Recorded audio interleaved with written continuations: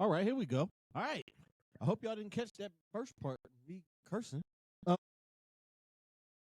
my throat. All right, y'all. Mic check 1 2 1 2. Mic check 1 2 1 2. I know it's a different day and it's not the usual day that y'all catch me, but here we are. As I take this. All right. Let's try this again. I know it's a different day. It's the same time, but y'all looking at me. Welcome, ladies and gentlemen, to a special edition of Club Pizzle. This is my Cleveland Cavaliers preview show. You guys asked for it, and as the pod God asked, and you shall receive. Of course, my name is Don P. Pizzle, pod God, Uncle Pod, Podstradamus, and let's hope, we do what we do here. Thank you guys for y'all support. Thank y'all for y'all feedback. I promise y'all, I'm not even gonna go there. But again, thank y'all for y'all support. While y'all in the support mood, make sure y'all like, make sure y'all subscribe, make sure y'all comment. Feedback is encouraged, at least within my inner circle. What else do we have here, man? Yes, it is that time of year again, ladies and gentlemen. It is OEA season. So what I need for everybody to do is log on to OhioEntertainmentAwards.org. Y'all know what to do. Put in your emails and nominate Club Pizzle for Best Podcast. And that is category 36. Yes, Best Podcast. There is no sports category, and that's fine. I just have to continue to push for things like that on all of these different platforms. I am going to push for that. I am going to push more for sports talk things to take place. That's another topic and another subject for another day. But again, log on to OhioEntertainmentAwards.org. Send your email and nominate Club Pizzle in category 36, Best Podcast. I'm going to remind y'all today.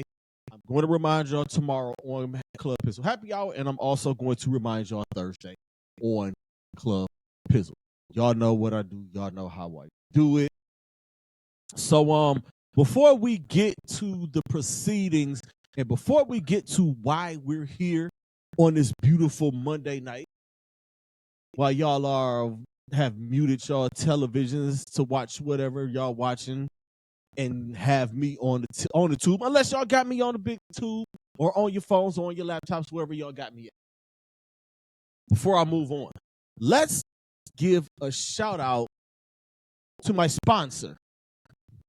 And that is W Energy. Yes, indeed. Club Pizzle is now powered by W Energy, as well as Club Pizzle Happy Hours powered by W Energy, as well as this Club Pizzle special is powered by W Energy. No crash, no jitters, just clean focus and real energy that keeps your neighborhood-friendly pod guy locked in from the opening first take to the final segment. If you're tired of feeling wired and fried from the other energy drinks, W's got you. Loaded with natural caffeine, vitamins, and flavor that actually hits. No sugar, no BS, just pure performance. That is the good people over at W Energy. And to get your own W, tap into W, W.com. Put in the code PODGOD for 10% off of all of W's. Let me tell y'all, I got it. I use it, and I've been using it for about a week. And let me tell y'all, man, if I feel great, there's no crash. Like, I'm feeling good. Like, it gets me going when I have to get up at 5:30 in the morning and go off to my day job. It keeps me awake. It keeps me alert at work. It gets me going. The crash isn't even the crash. Like, I don't even feel the crash. Like, I don't even know when it is. No. But again, go to W.com, put in the promo code PODGOD, and y'all get 10% off. So go and hook that up, man. Now, let's get to it. The Cleveland Cavaliers 2025, 2026. I'm going to break this down. I'm going to go through a few things. I'm going to go through everything, man. I'm going to go through broadcast information. I'm going to recap last season. I'm going to talk about the additions and the subtractions in the offseason. I have a few questions. Y'all didn't send in the end, so I had to write my own. The schedule, I'm going to talk about key games on the schedule. I'm going to talk about, just stay tuned, and the prediction for the season is going to come at the end. I want to start with the broadcast information first. They are back on FanDuel Sports Network if y'all are here in Cleveland. They have 70 games, pre and post game for those 70 games. John Michael is doing play-by-play. Brad Doherty is his color man. I think Brad is now full-time as his color man, as Austin Carr has moved to the pre and post desk. And I mean, it might be for the best. I loved Austin Carr. Austin Carr was great. Like, Austin Carr's been doing this for as long as I can remember. I can remember games on Channel 43 on WUAB way back in the day. And Austin Carr was on the call with I'm trying to think of who was on TV. I know it was with Michael Ryguy. It was somebody before Mike. I can't remember who it was. But AC's been around for a long time, and to phase him, not phasing him out, and maybe Austin wanted to take that step back and want to do just the studio. He can't travel. Austin Carr's like 70-something years. Looks great for his age. Saw him at the tip-off, the Cavs season ticket holder tip-off event this past Thursday, which was really on that. And Brad is pretty good. Like, Brad is awesome. Brad is a homer. Brad is funny. Him and John Michael have great chemistry. I love the chemistry between those two. And I love how Brad talks about the games. On the pre and post games, Callie Griffin, Austin Carr, and a new addition this year will be Iman Shumpert. I believe he's replacing Booby, or unless Booby is just going to be here. I'm not sure. I'm just gathering the information that I got.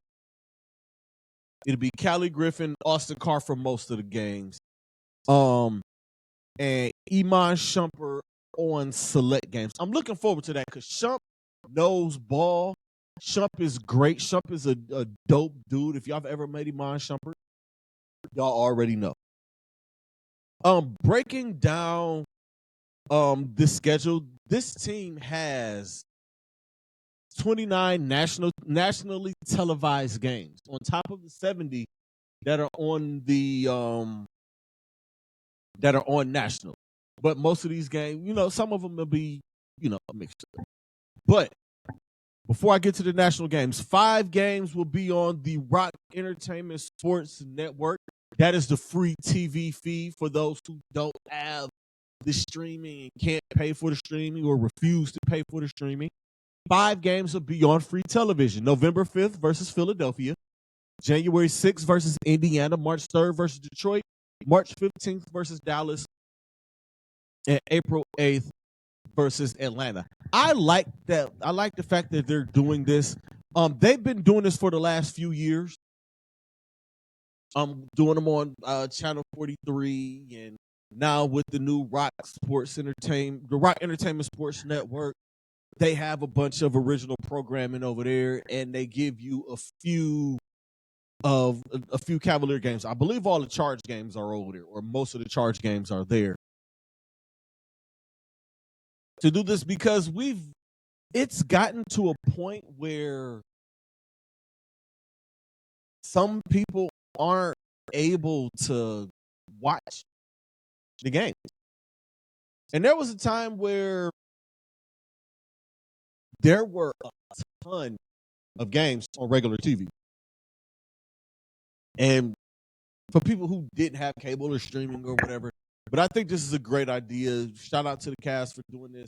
I'm not sure what other teams carry games on the local network, but you have to do something because everybody don't have cable.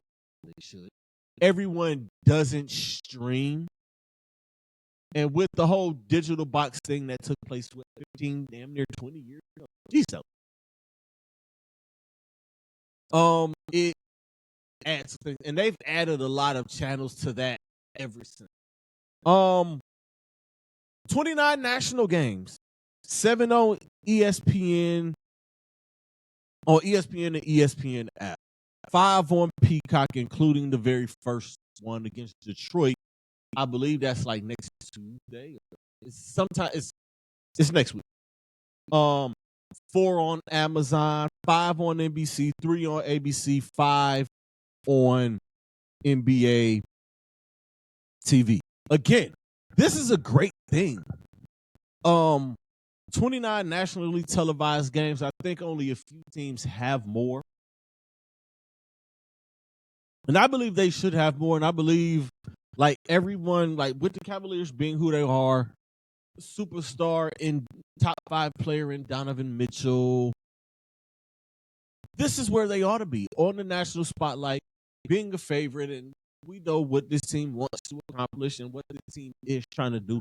And I am going to get into that a little bit later. Now, recapping the 2024-2025 season, y'all already know, man.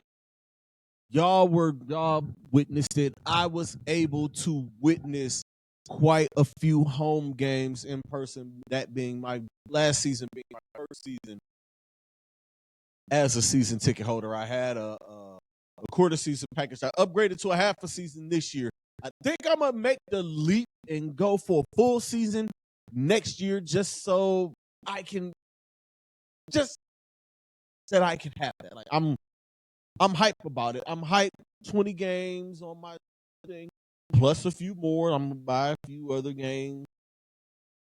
But last year, 64-18, 1 seed in the East. Great home record. I can say of the games that I went to last year, and including the playoffs, they only lost 3. So I was really, really good luck. I brought really, really good mojo hopefully by me upgrading. I can keep that going. You know what I'm saying? 64-18, first seed in the East. First round swept the Miami Heat in dominant fashion. They looked like they were on their way, and it was magic. I was ready to make my trip down south with my mom for Mother's Day. Like, yeah, got my boys. We rolling. I'm taking the Cleveland stuff with me. I'm taking the Cavaliers stuff. I'm going to be Cavaliers out when I go down there.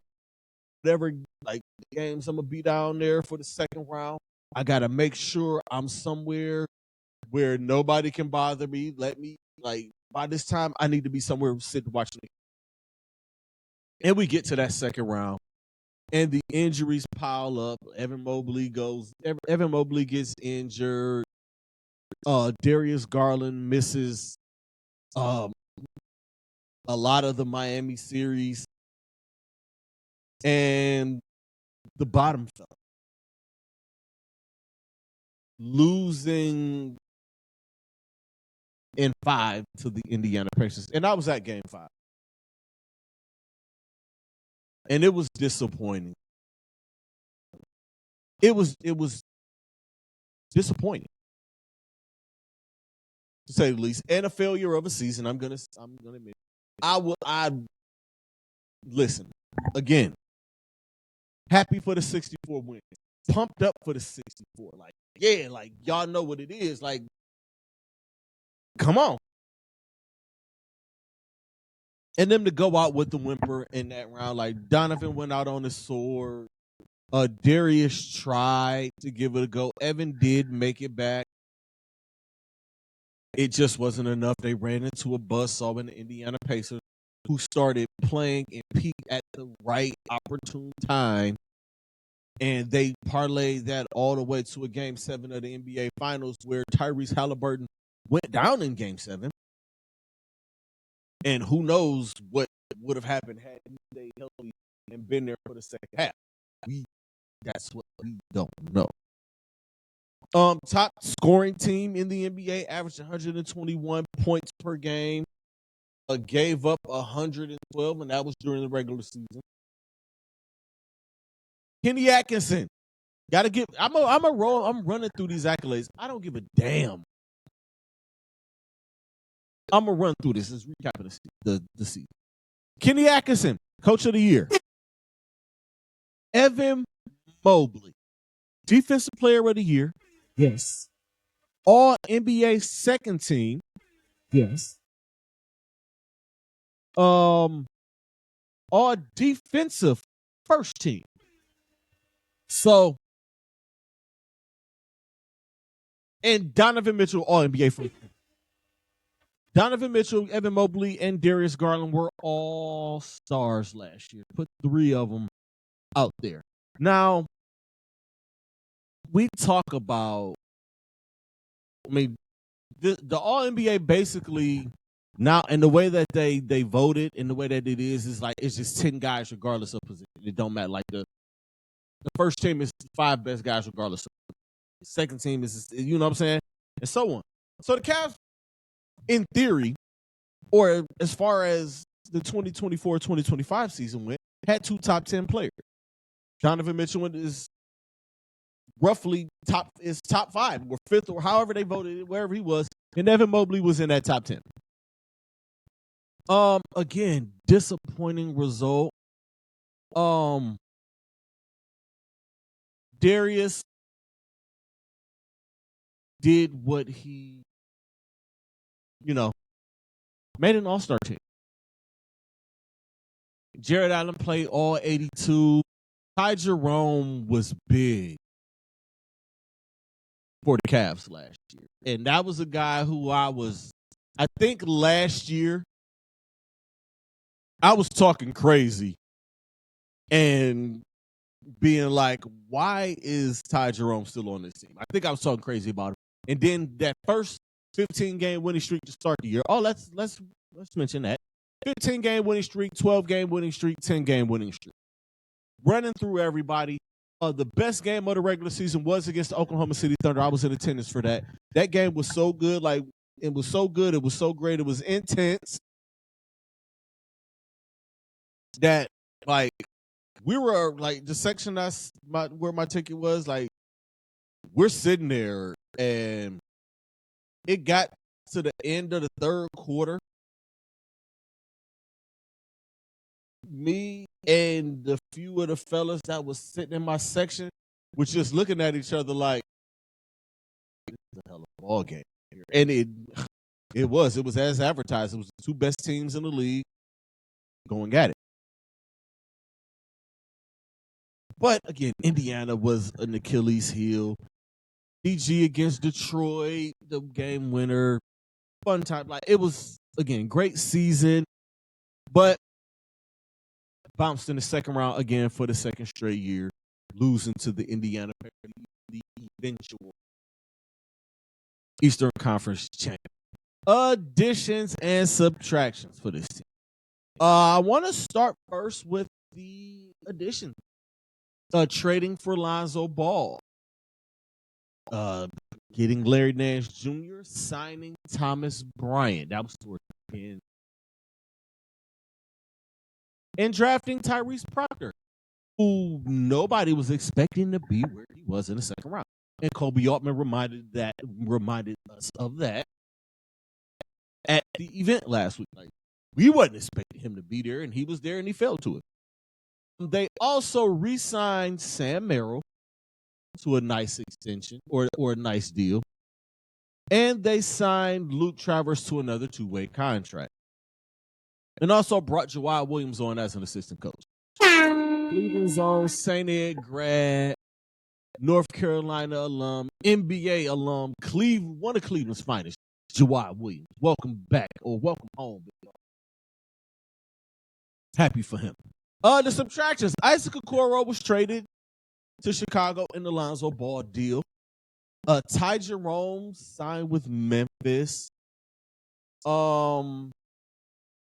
Tristan Thompson, I believe he's either retired or he's just not with the team right now. Imani Bates, last I checked, was in Philly. Javonte Green and Chuma Okeke as well. And as you know, George Niang and Karis LeVert were traded during the season, and they brought DeAndre.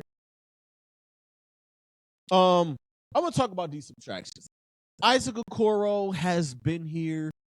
He's one of those guys. He was the second longest tenured guy after, I believe, Darius Garland. Yeah, I think the draft went. It was after Colin Sexton. It was Garland. It was Okoro. Then it was Mobley. And it was. But great dude, defensive guy. But sometimes you have to let guys go in order to get other guys. And Isaac just couldn't provide enough for us. His scoring didn't. He never quite got the scoring prowess, or he never became the 3-and-D guy that the Cleveland Cavaliers needed. So you move him to Chicago. You bring in a 6'6" point guard who is a bona fide playmaker to replace the 6'5" scoring guy who left for Memphis. And that brings me to Ty Jerome. I believe at some point they made a choice between Sam Merrill and Ty Jerome, and I believe they felt like, hey, I can go out and get another guy like Ty Jerome. So I'm going to keep Sam Merrill. I'm going to keep that shooting. Sam Merrill has improved his game. I am proud to say that I was able to see Sam Merrill play down with the Cleveland Charge, and I watched him work his way up. I seen him make 11, like what was it, 9 or 11 threes in the game, which is the Cleveland Charge record. I watched that dude get busy.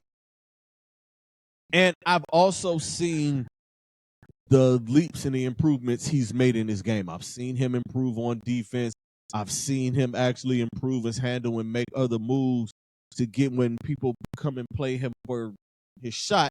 I see him make the pump fake, take a dribble, step up and make the midi, or take a dribble, make the side step and take the three. Tristan Thompson was the veteran, was cool. Like, thanks for being here, Tristan. Hated that they couldn't get him a championship. Things happen. Imani Bates. This is one that I'm sad about, but I saw coming. With the play of Jalen Tyson and the emergence and the way that the trade for DeAndre Hunt and the way Luke Travers played down with the Cleveland Charge, you can see Imani was not going to be here. He did start off last season having arthroscopic knee surgery, kind of slowed him down. He wasn't the same, and when he came back, he wasn't the focal point like he was the year before. But I wish Imani the best of luck. I hope he's still in Philly. I do hope he does get a shot. I hope at some point he can come back here if he, you know what I'm saying? Like, it's just things like, and I try to get people to understand, everybody, like, he can score. Yeah, that's cool and all of that, but the defense wasn't there. It was just things that I saw. It's like you can get away with that in the G League. You can hide that in the G League, but when you get up here to the NBA, like, it's just not going to work out. Again, best of luck to Imani Bates. Let's get to a few questions about these Cleveland Cavaliers.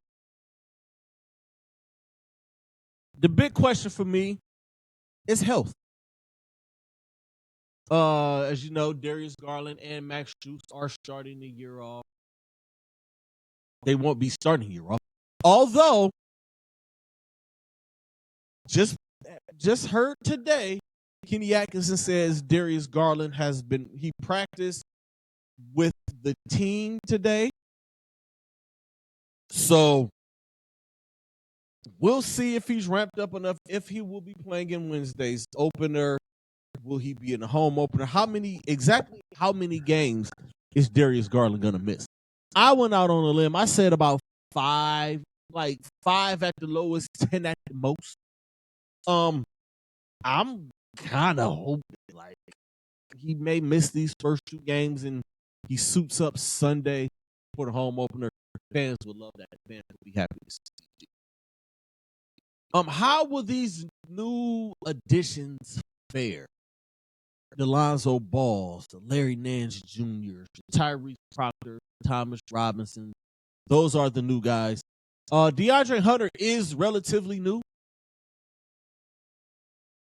So I might throw him in there too. One thing you notice with this roster from last year is it's a bigger team. It's a taller team. You got 6'6" Lonzo Ball. You got Larry Nance Jr. at 6'8", 6'9". That's going to help the front court that can play the 4 and play the 5 in spots. You got DeAndre Hunter at 6'8", can play the 3 and play the 4, can guard 3s and 4s. So you're not going to be – and you got Thomas Bryant, a 6'10", 6'11" guy that can also spell Allen and Mobley when you need them. I'm dying to see what Tyrese Proctor's role is going to be. I'm also dying to see what Jalen Tyson looks like in the rotation. From what I've seen in the preseason, Jalen Tyson is moved into the Isaac Okoro role. I just hope he's not as gun shy as Isaac was. That's what I'm hoping. Can this team maintain its dominance, its offensive dominance in the playoffs and beyond, and elevate their defense in the playoffs? That's a big question. I hope so. They did in the first round against Miami, but Miami is a fringe play-in team. So, it's once you get to that second round, because usually in that first round, those first round series, with the exception of a few, may go 7. But a lot of them, so you might get 1 or 2 that go 7, but a lot of them are 4-game, 5-game series and sweeps. And the way the Cavaliers swept through the Miami Heat, it was like, all right. But once you get to that second round, you get to the top 8 teams in the league, that's next level. And the Cavaliers have yet to get there and get over that hump. And this is the year for them to try to get over that hump. They need to elevate the defense. You got the DPOY in Evan Mobley. He's just amazing. Jared Allen is a serviceable defender. DeAndre Hunter has the tools to be a great to elite defender. I think another year of experience and a few more playoff battles, I think this team is fine. Averaging 121 points per game is nothing to sneeze at.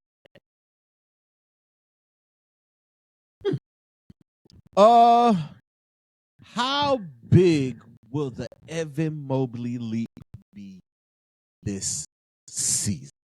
We saw what he did last year. We heard Kenny Atkinson drooling over him when he first took the job. I have heard since training camp opened, and this is from the mouth of Kenny Atkinson, down the mouth of Jared, of every single player on this team, when you hear when they speak about Evan Mobley, I've heard one word come out of everyone's mouth, and that's dominant. They said he's been dominant on the offensive and defensive ends. I'm expecting him to make the 20 and 15 leap, the 20 points per and 15, 16 rebounds per game. I want to say the 25 and 10, but I don't think so because Donovan, even as an all NBA guy, only averaged 24 last year. And I'm thinking if this team is going to have 12 guys and playing 10, 12 guys and getting these wins and piling up wins the way they did last year, Donovan's numbers may be between 24 and 26. I would hope and expect for Evan Mobley to be at 20, 22, 23 points per game. He has the inside game. He looks more assertive. He looks stronger. He looks bigger and stronger. And he looks more assertive. He's getting up quick. He's not pump faking as much. He's going up with his first move. The jumper is falling like, so we looking for the lead. What is this team's floor? And what is this team's ceiling? The floor is to win the Eastern Conference. The ceiling is to win the championship. Okay. That's it. The floor is to win the East at minimum. Get to the NBA Finals. And I think for most people, them getting to the conference finals is enough. Not for me. I'm only giving y'all my perspective. I'm only giving y'all my expectation. NBA Finals is minimum. And that's because look at the Eastern Conference. The Eastern Conference has gotten better. New York is New York. The Knicks are the Knicks. They're going to be there. They have a nice squad. Jalen Brunson is possibly an MVP candidate. He can get there depending on how that team rolls, how that team wins. The Orlando Magic are much improved and going to be much better. And I'm going to talk more about this on the NBA preview tomorrow. The Atlanta Hawks added Kristaps Porzingis, Dyson Daniel coming back. They shored up the defense. We'll see if Trey can elevate them. The Detroit Pistons in year 2 under JB Bickerstaff are going to look a lot better. Then you have to look, but I think the Cavaliers are better than all of those teams. The defending Eastern Conference champions, Indiana Pacers. No Miles Turner, no Tyrese Halliburton. The Boston Celtics losing Jason Tatum. Perhaps for the year. It's not known yet. I just saw the dude dunk. He had surgery like 2 days after he got injured. And the time he's trying to get back. If he gets back, January-ish for him. So yeah, floor is Eastern Conference champions. Ceiling is NBA champions. A lot of things have to happen. Key scheduled games. Of course, October 22nd, which is this Wednesday. They open against the New York Knicks in Madison Square Garden. October 26th is the home opener versus the Milwaukee Bucks. The Celtics come to town November the 29th. For the first time. I think they come again later in the season. The Cavaliers Cubs games, I just want to highlight those. October 31st and November 21st are at home. October 31st is against Toronto. November 21st is against the hated Indiana Pacers. They have they travel to Washington to take on the Wizards November 7th and travel to take on the Atlanta Hawks. The Atlanta Hawks on November the 28th. December 6th, Golden State comes to town. December 25th, they take on the New York Knicks. January 19th, that's Martin Luther King Day. That is the Oklahoma City Thunder coming to town in a matinee game, which should be a big and marquee game. And I'll say that because those are the two, There's been a few uniform reveals. Well, one uniform reveal. The other one, I can't talk about it. But they announced the classic blue uniforms, which are the navy blue classics from the 2003 to 2010 season. They can't say the LeBron era because LeBron is still playing. So it's the classic edition from, they wore that in 2005 until 2010. It's the navy blue joint. I love that jersey. That jersey is fire. I have the hardwood classic. My blue classic of this joint is going to be in the mail this weekend. I am going custom jerseys from here on in. Players move around way much money. They move around every 4 to 5 years. I'm not about to go through that and buying these jerseys, even though I am wearing a Darius Garland jersey. He's been here for a few years. I have Evan Mobley jersey. He's been here for a few years. I have a Donovan Mitchell. He's been here for 3 years and going to be here for possibly another 3. So I'm good with that as long as they're, But for the most part, now I'm getting all custom jerseys with the Cavs jersey. I'm yet to get my custom this particular Cavaliers jersey. But the Cavaliers are celebrating their 55th season this year. It's also accompanied by a new classic court, which looks like the court from that time. It's dope. The pictures are out. It's on the IG. They will be wearing this uniform at Rocket Arena, on November the 8th versus Chicago, November the 19th versus Houston, November 30th versus Boston. I'm sorry, Boston's November 30th, not 20. I don't know why I wrote that down like that. December 6th versus Golden State, January 2nd versus Denver, January 28th versus the Lakers. Go figure. March 8th versus Boston and March 27th versus Miami. They'll also be wearing it 3 times on the road, November 24th at Toronto, on Christmas in the Garden against the Knicks, and March 11th at the Orlando Magic. There is another jersey, the City Edition jersey, has yet to be announced and released, although the fans or the season ticket holders had an opportunity to get a peek at it. I have pictures out on my socials. It's basically the Metro Parks themed jersey from a few years ago. It's just in like a peach orange. I love it. I can't wait to get my custom one, that one too. So, yeah, man, and they may announce it this week, or they probably announced it while I'm recording this. They may announce it tomorrow. They may announce it season opener, home opener, who knows. But that is what the City jersey will be this year. Before we get out of here, predictions. My outlook for this team again, the floor is the Eastern Conference champions. The ceiling is the championship. Do I expect this team to win 64 games this year? No, I'm not expecting it.